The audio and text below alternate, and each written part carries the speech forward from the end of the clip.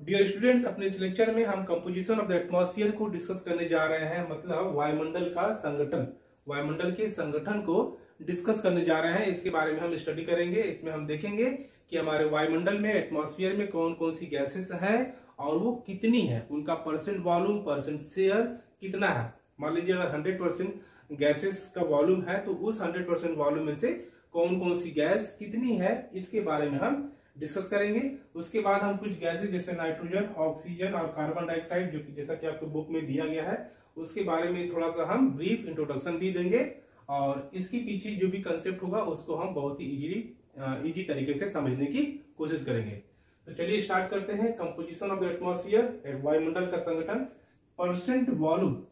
Percent volume के basis पे, percent volume के बेसिस पे हमारे एटमॉस्फेयर में जो भी गैसेस प्रेजेंट है, प्रीवियस लेक्चर में हमने देखा था कि हमारे एटमॉस्फेयर में क्या होता है, ये हमारा एटमॉस्फेयर था, ये अर्थ है। अर्थ के चारों तरफ गैसियस लेयर को हम क्या कहते हैं, एटमॉस्फेयर कहते हैं। इस गैसियस लेयर में गैसेस प्रेजेंट होती हैं, डस्ट पार्टिकल प्रेजेंट होता है, धूल कण और वाटर वेपर प्रेजेंट होता है। ओके, तो इसमें हम ये देखने जा रहे हैं कि कौन कौन सी गैसेस कितनी प्रेजेंट है, उनका परसेंट वॉल्यूम कितना है। तो परसेंट वॉल्यूम के बेसिस मींस अगर मान लीजिए 100% वॉल्यूम है, ये जो गैसेस लेयर है, ये अगर 100% वॉल्यूम है तो इस 100% वॉल्यूम में से कौन सी गैस का कितना वॉल्यूम है, इसको बोलते हैं परसेंट वॉल्यूम। ठीक, तो परसेंट वॉल्यूम के बेसिस पे जो भी गैसेस प्रेजेंट है हमारे एटमॉस्फेयर में, उसको 3 डिफरेंट कैटेगरी में डिवाइड किया गया है, मेजर, माइनर और ट्रेस। ओके, जो भी गैसेस हमारे एटमॉस्फेयर में प्रेजेंट है उन सभी गैसेस को 3 कैटेगरी में डिवाइड किया गया है। कौन कौन? मेजर कंपोनेंट, माइनर कंपोनेंट और ट्रेस कंपोनेंट। बहुत ही इजी है। जो गैसेस बहुत अधिक मात्रा में प्रेजेंट है हमारे एटमॉस्फेयर में, जिन गैसेस का परसेंट वॉल्यूम बहुत ज्यादा है हमारे एटमॉस्फेयर में, उनको मेजर कंपोनेंट की कैटेगरी में रखते हैं या उनको मेजर गैसेस भी कहते हैं। जैसे नाइट्रोजन, ऑक्सीजन और वाटर वेपर। नाइट्रोजन हम जानते हैं ये मोस्ट अबंडेंट गैस है, 78.09%। Oxygen second most abundant, nitrogen के बाद सबसे अधिक गैस है तो वो कौन है? ऑक्सीजन है, लगभग 21% है, 20.94%। वाटर वेपर, जलवाष्प, क्योंकि ये 3rd नंबर पे आता है। ये 0.1 से 5% तक ये पाया जाता है। इसका जो परसेंट वॉल्यूम है ये वेरी करता रहता है। ओके, ये डिपेंड करता है कि वेपराइजेशन किस रेट से हो रहा है। माइनर कंपोनेंट की बात करें, देखिए माइनर कंपोनेंट में सिर्फ 2 गैसेस आती हैं, आर्गन और कार्बन डाइऑक्साइड। आर्गन को यहां से प्रेजेंट करते हैं और ये carbon dioxide.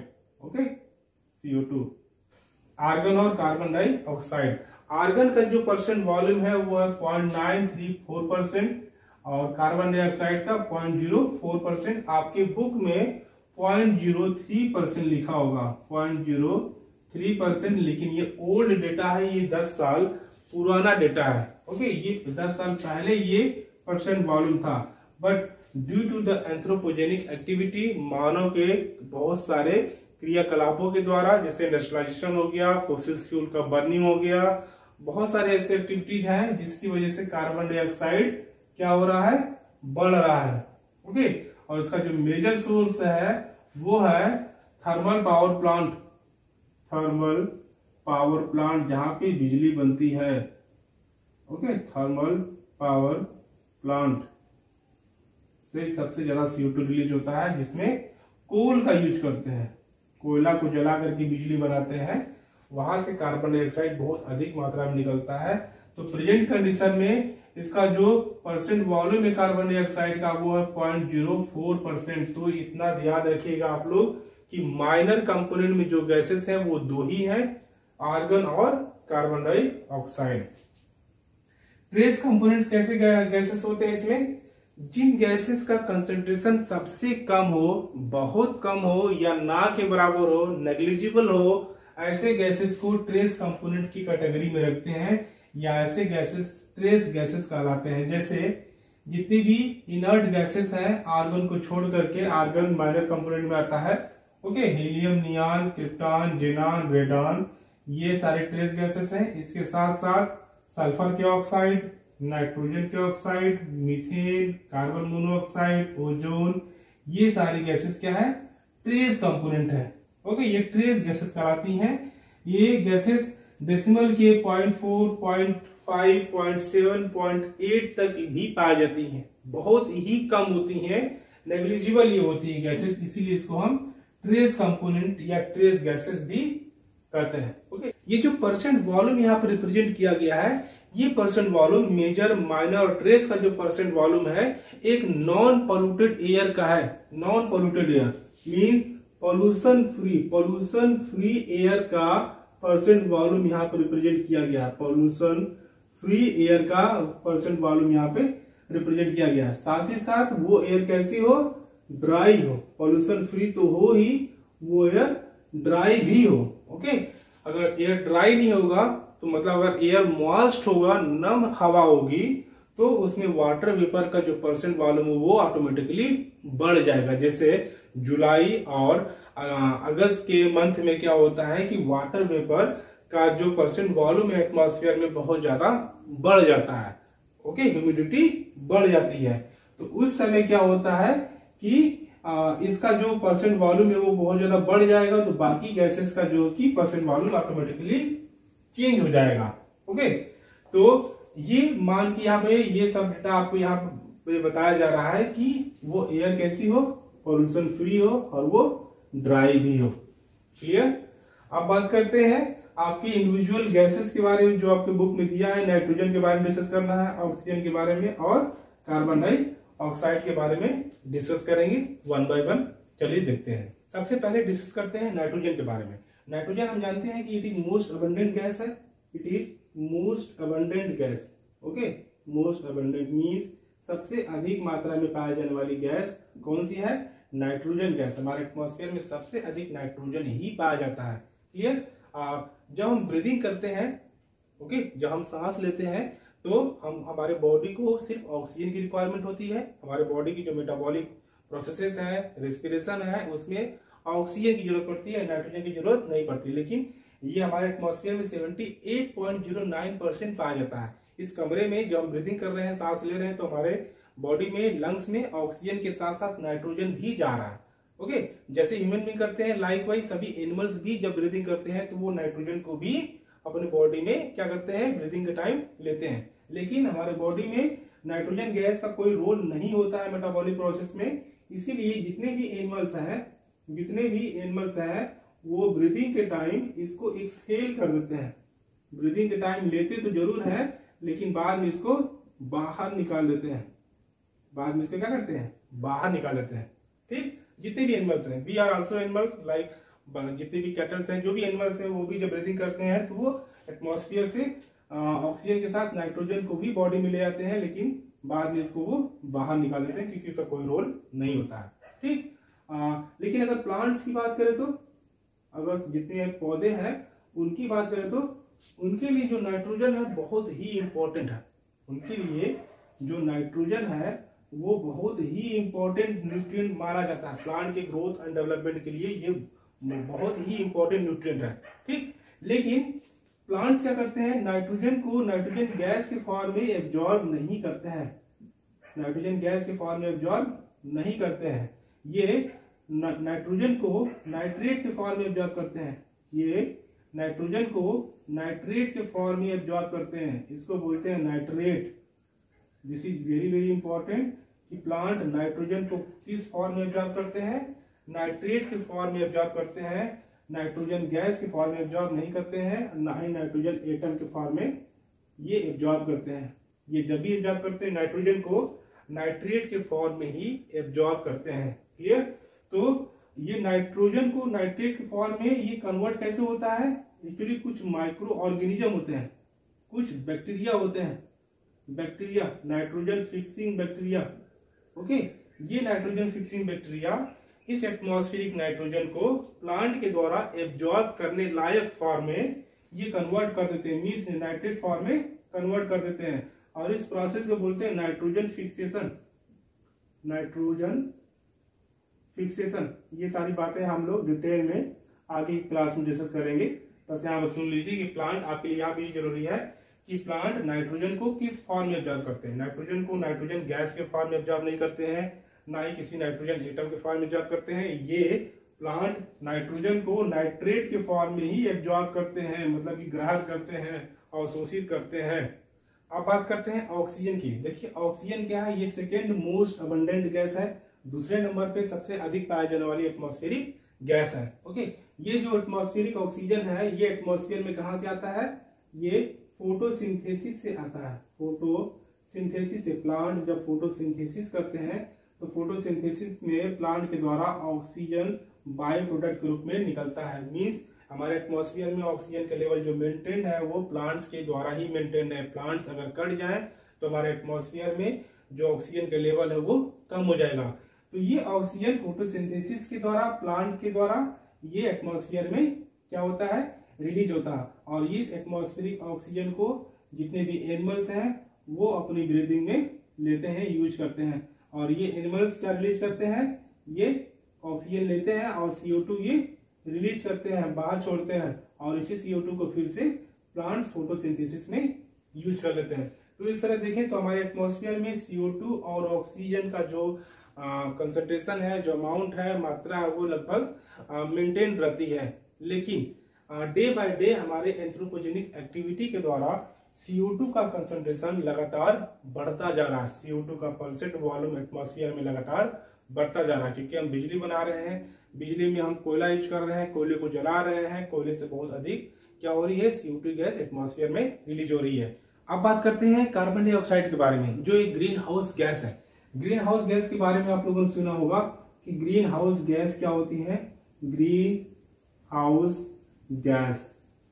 Okay, carbon dioxide के अलावा और भी कुछ गैसेस हैं जिनको हम ग्रीन हाउस गैस कहते हैं, जैसे methane, nitrous oxide, ozone, water vapour और क्लोरोफ्लोरोकार्बन एक्सेट्रा, ये सारी गैसेस भी ग्रीन हाउस गैस कहलाती हैं। ओके, लेकिन हमको यहाँ पे सिर्फ CO2 के बारे में पढ़ना है। तो CO2 एक ग्रीन हाउस गैस है जो ग्रीन हाउस इफेक्ट की वजह से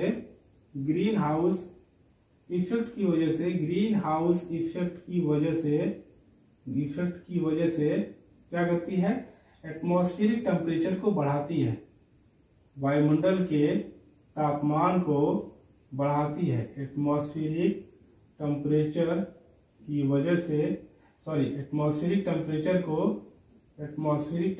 क्या करती है, बढ़ाती है। ओके, CO2 एक ग्रीन हाउस गैस है जो ग्रीन हाउस इफेक्ट करती है, और उस ग्रीन हाउस इफेक्ट की वजह से हमारे एटमॉस्फेयर का टेम्परेचर बढ़ता है, डे बाय डे बढ़ता है, जिसको हम ग्लोबल वार्मिंग कहते हैं। ग्लोबल वार्मिंग क्या होता है, gradual increase in atmospheric temperature. जब हमारे वायुमंडल का तापमान धीरे धीरे बढ़ता है तो उस धीरे धीरे बढ़ने को, ग्रेजुअल इंक्रीज को हम ग्लोबल वार्मिंग कहते हैं। ये ग्लोबल वार्मिंग किससे हुआ, ग्रीन हाउस इफेक्ट की वजह से हुआ। ये ग्रीन हाउस इफेक्ट किसकी वजह से हुआ, ग्रीन हाउस गैस की वजह से हुआ। और ग्रीन हाउस गैस कौन कौन सी है, ये सारी गैसेस ग्रीन हाउस है। ओके, तो ये ग्रीन हाउस इफेक्ट को जानने से पहले हमको जानना पड़ेगा ग्रीन हाउस क्या होता है। देखिए ग्रीन हाउस क्या होता है, ये एक ग्लास का बना एक हाउस होता है जिसका यूज हम क्या करते हैं, जिसका यूज हम कोल्डर रीजन में करते हैं, ठंडे प्रदेशों में करते हैं, जहाँ पे तापमान बहुत कम होता है। वहां पे सब्जी ग्रो करने के लिए क्या करते हैं, ऐसे ग्लास का ट्रांसपेरेंट हाउस बना लेते हैं, जिसमें क्या होता है, सन की लाइट आती है, अंदर इंटर करती है। ओके, यहाँ पे इसका टेम्परेचर इंक्रीज करती है, लेकिन ये इसके बाहर नहीं जा पाती है। लेकिन ये जो हीट है इसके बाहर नहीं जा पाती है, इसके बाहर, दीवार के बाहर ये नहीं जा पाती है। ओके, ट्रांसपेरेंट होता है, ट्रांसपेरेंट होने की वजह से सनलाइट आ तो जाती है।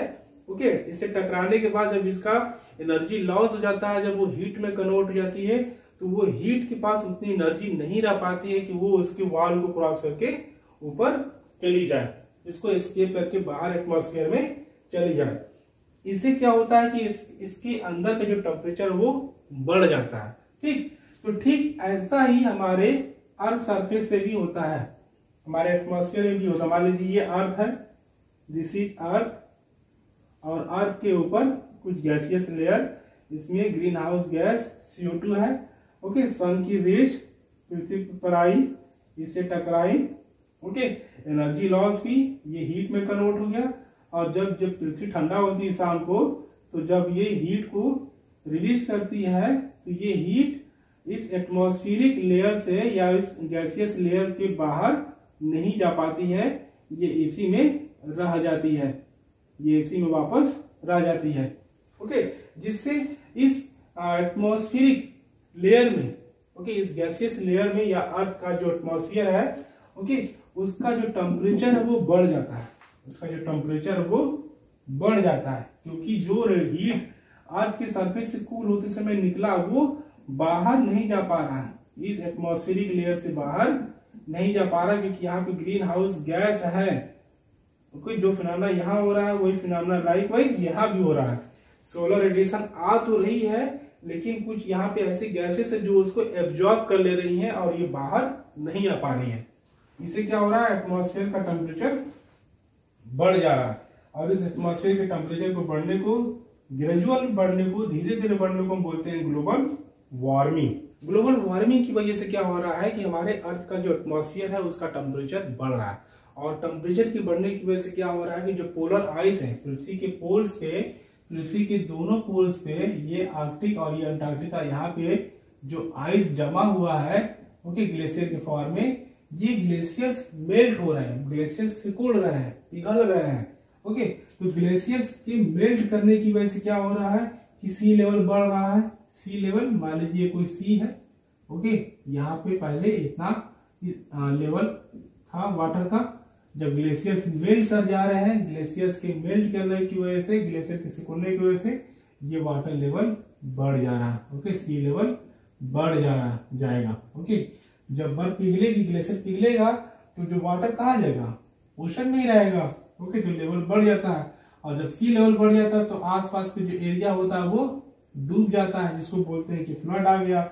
और जब आसपास के एरिया डूब जाएंगे तो बहुत सारे प्लांट्स, एनिमल्स क्या होंगे, डेड हो जाएंगे, मतलब बायोडाइवर्सिटी का लॉस हो जाएगा। बायोडाइवर्सिटी का लॉस होता है। ओके, बहुत सारे प्लांट्स और एनिमल्स क्या होते हैं, डेड हो जाते हैं।